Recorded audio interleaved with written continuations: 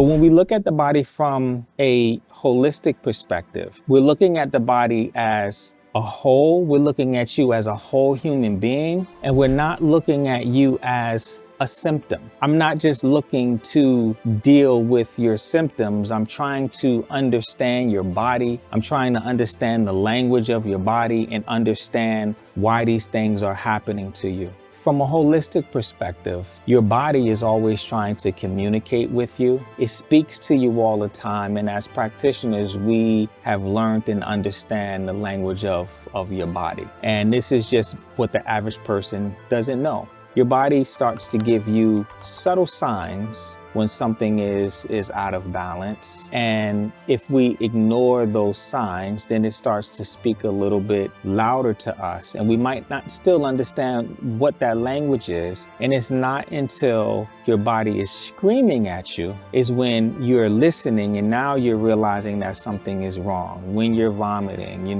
when you have explosive loose stool right after you eat, or you're extremely bloated all the time and you can't go to the bathroom, or whatever the case may be, that's when we begin to listen. But most people that I see that are dealing with the challenges that you're dealing with, your body began to speak to you years before it actually began to show up. And if we look deep enough, we can point these things out. So if this is something that you're experiencing now for the first time, or if this is something that you have been experiencing for years, which is possible. I met with someone the other day who has been dealing with this for 2 years. And I also met with someone that has been dealing with this for 10 years. So whether it's recent or old, whatever that point was where your body began to scream at you and you begin to see that something is off, I can promise you that it started far beyond that moment when that came up. So